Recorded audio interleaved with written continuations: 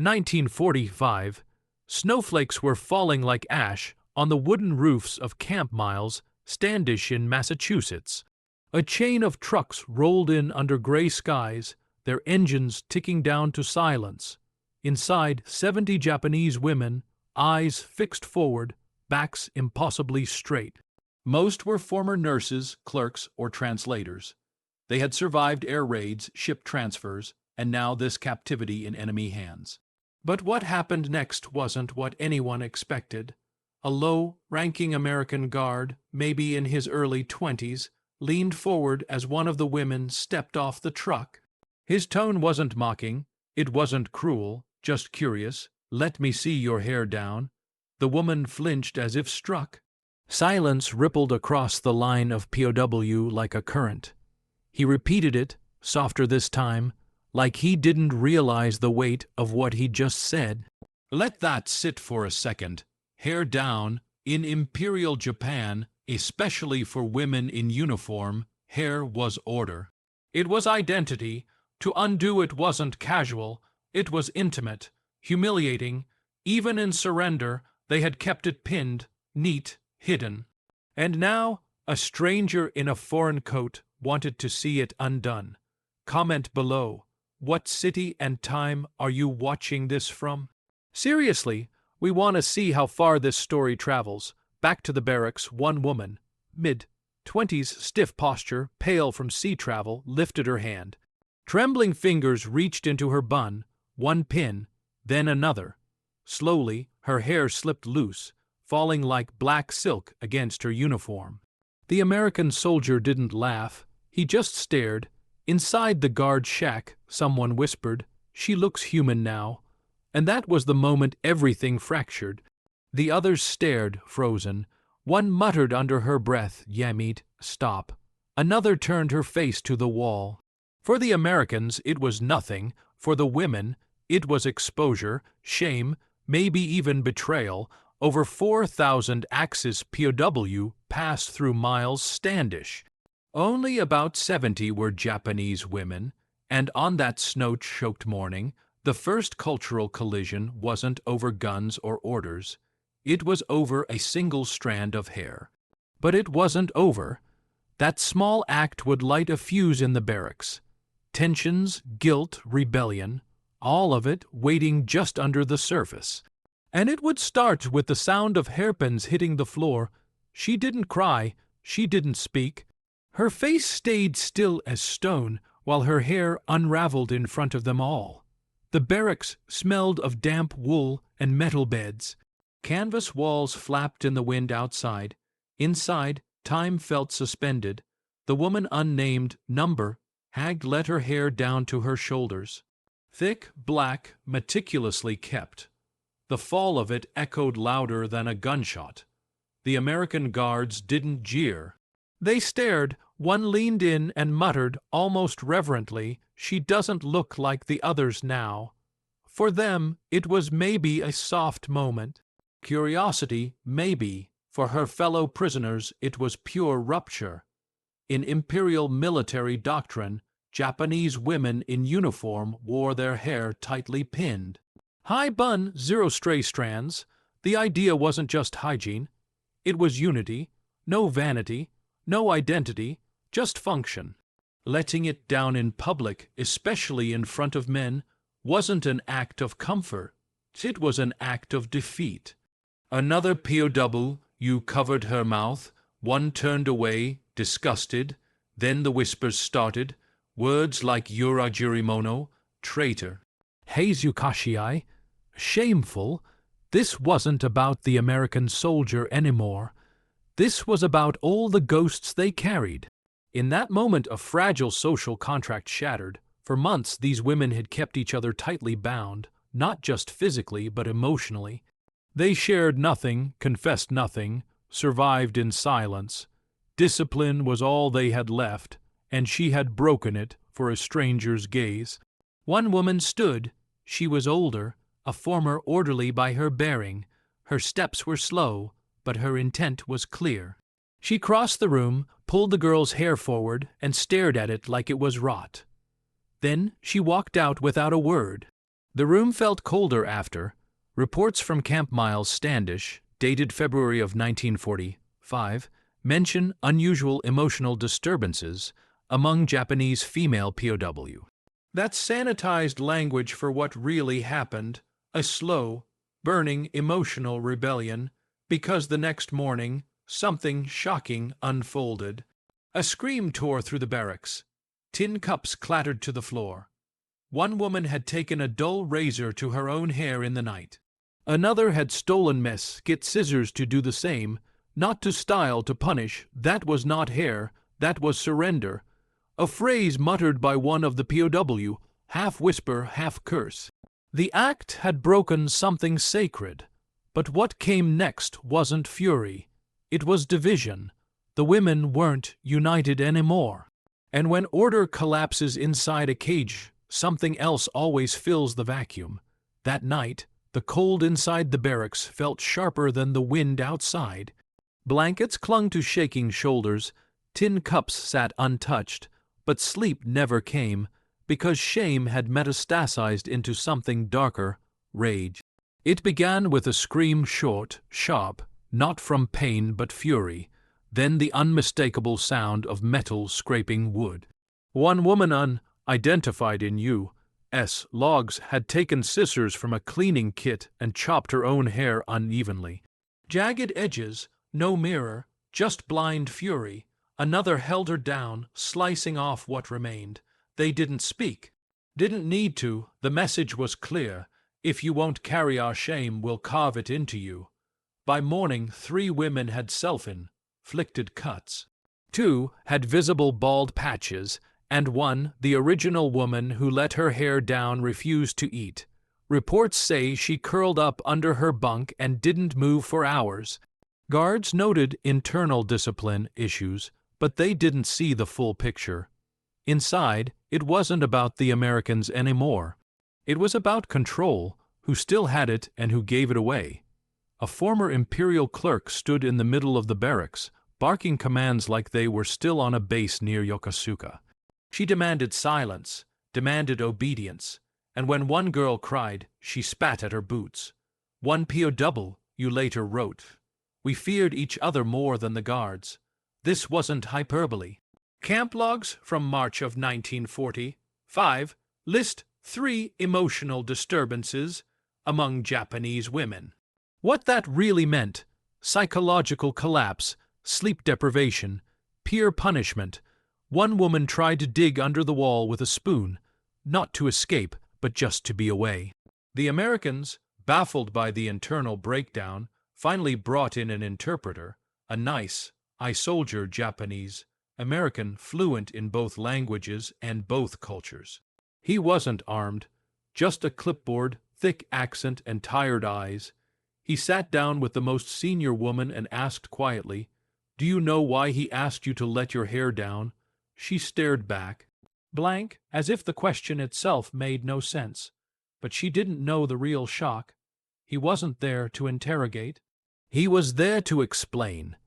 Because the American guards weren't trying to humiliate them, they were trying to understand them.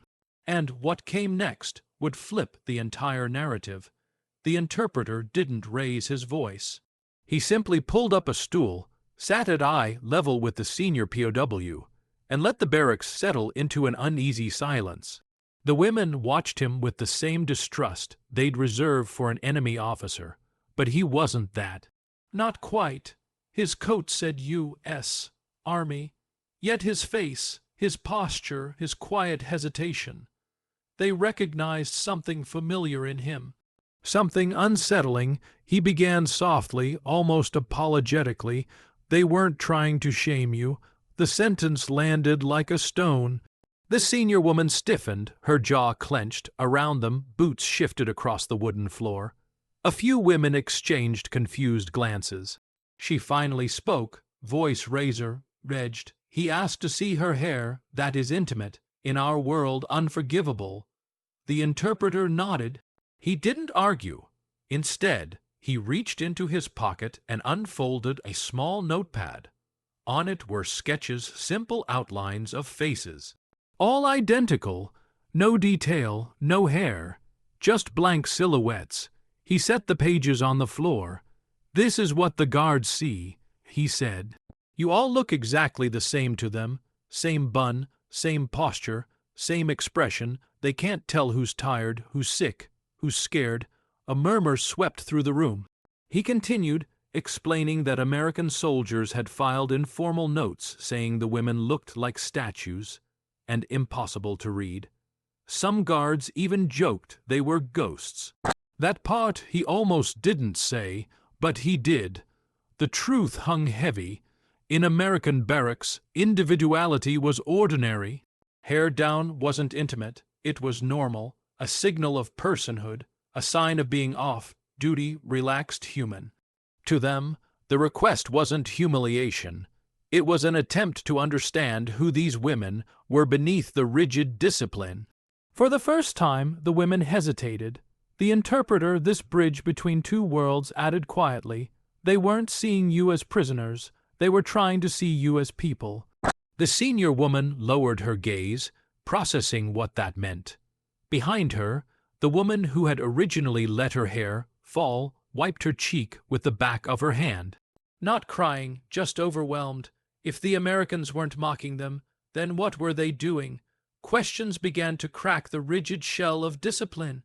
And into that space stepped one of the guards, not with authority, but with something unexpected. He carried a wooden crate. Its edges were scuffed, the lid half open. Inside, soap bars, combs, brushes, small scissors, not weapons, not commands, tools, a quiet apology delivered without a single word, and that crate would start mending what the night had shattered. The crate made no sound as it hit the floor, just a dull thud, soft and strange. One American guard knelt beside it, not to speak, not to instruct. He simply slid it forward, then stepped back. No eye contact, no smirk. The women watched frozen. For a full minute no one moved. Inside the crate, bars of milky soap, metal combs, soft bristled brushes, and simple folding scissors. The kind used in mess tents, nothing fancy, but in that moment these were not hygiene tools. They were an invitation. One without strings, no commands were given. One woman, youngest among them, likely no older than 20, glanced sideways. Then forward she stood. Her steps were stiff, unsure, but she approached the crate and reached inside. Fingers brushed against a comb, she picked it up, ran it once through her hair, then stopped. No one spoke. But then another followed, then another. 12 women came forward that day. Not all used the tools. Some just touched them, some stared, but 3 of them, 3 who had not spoken since arrival, smiled. Briefly, softly, like something had been unlocked. According to internal camp logs from April of 1945, POW morale among female Japanese internees notably improved following hygiene kit distribution. Unusual voluntary social interaction observed. That was the official line, but behind it was something simpler. Dignity was being offered back, not taken. They didn't want us shamed. One POW, you later said. They just wanted to see who we were. There were no guards watching closely. No cameras. Just quiet moments between enemies who no longer felt like complete strangers. For the first time, a few women looked directly at the Americans. Not down, not away. That day, the comb did more than untangle hair.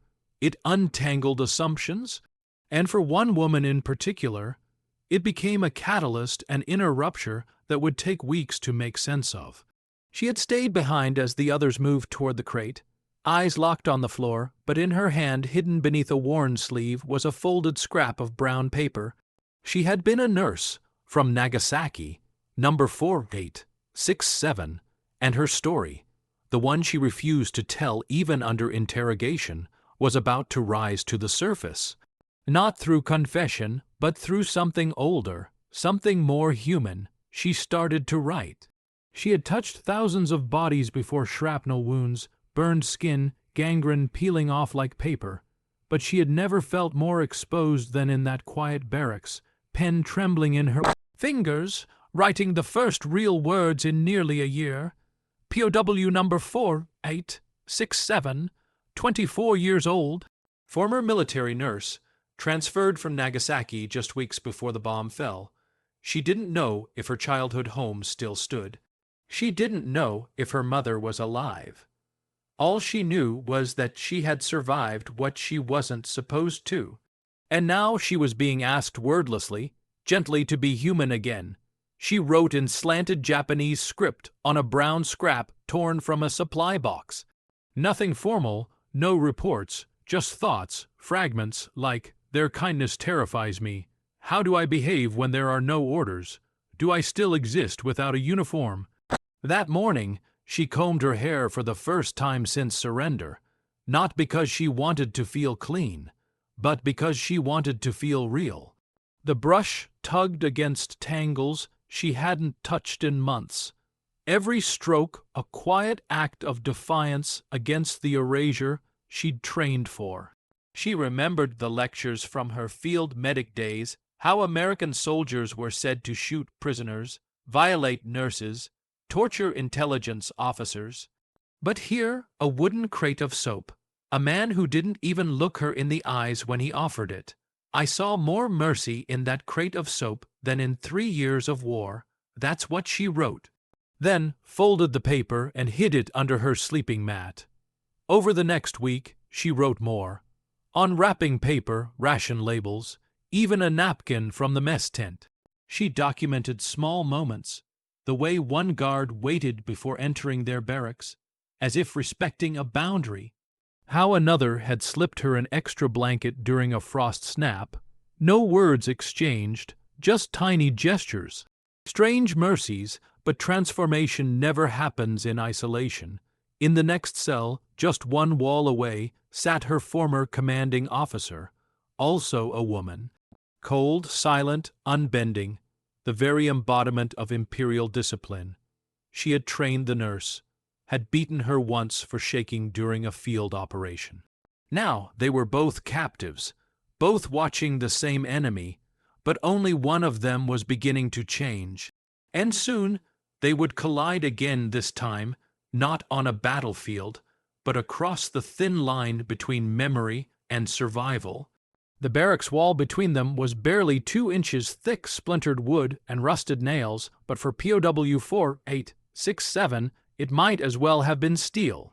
On the other side sat the woman who had once defined her entire existence, her commanding officer, a woman she had followed through field hospitals in Burma, jungle retreats in the Philippines, and starvation patrols in Saipan. She never questioned her, until now. They met face to face during laundry duty. No guards, no interpreter. Just the stink of wet uniforms and the hiss of boiling water. The officer didn't look older, just thinner, sharper. Her voice came like gravel dragged across concrete. "We are not women here. We are soldiers." The nurse froze. Words piled up in her throat, but none escaped. She simply stared as the older woman turned back to scrubbing blood-stained sleeves from some forgotten battle. Same rigid posture, same clipped movements. The war lived inside her bones. Flashbacks came hard. A young soldier screaming as they amputated his leg on a jungle cot. Her hands trembling, soaked in iodine. The officer's slap, clean, brutal, cracking across her face. "Kill the weakness or it'll kill him." She obeyed.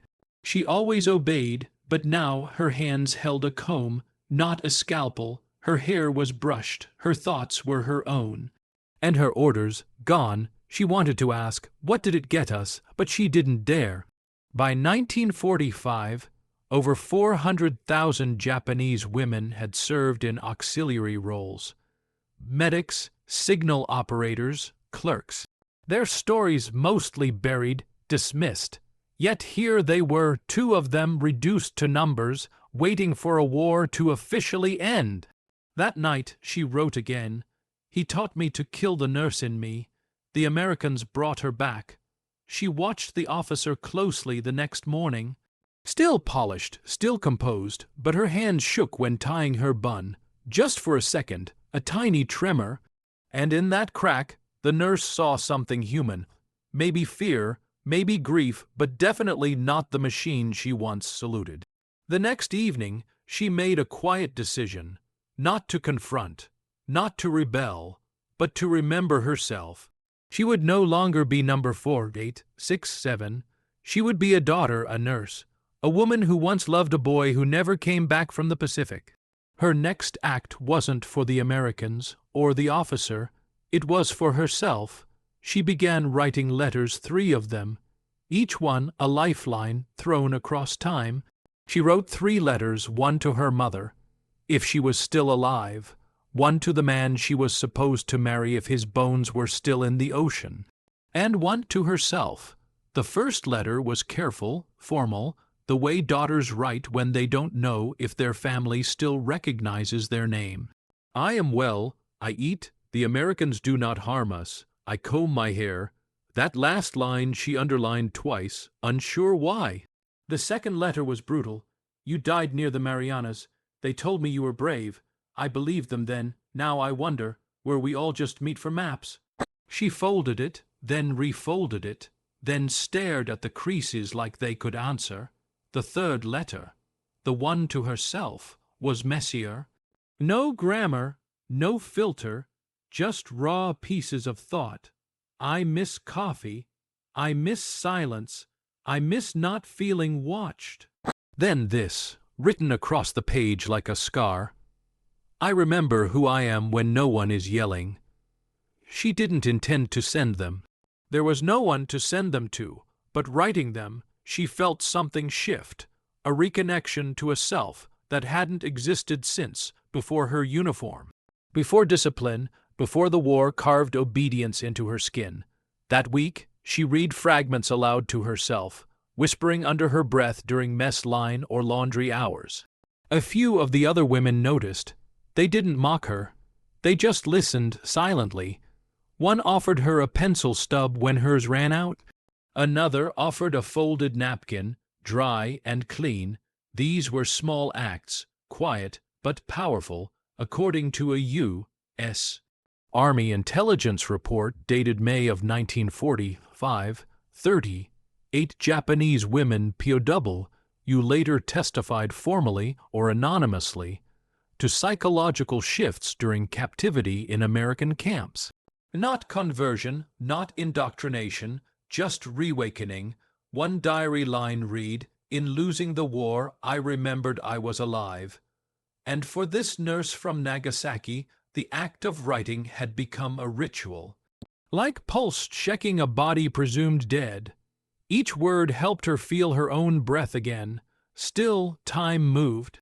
The war would not wait for healing. Soon the orders came. Prepare for repatriation. Bags packed. Barracks cleaned.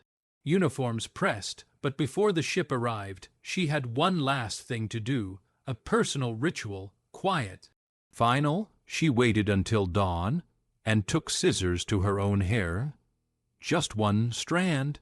The dawn mist curled low over Camp Miles Standish, mixing with the smoke from coal fires as trucks rumbled to life in the distance. The women lined up in silence, their bags slung over shoulders, uniforms pressed one last time. Final roll call. Final count. The war had not fully ended, but for them, it was about to shift from history to memory.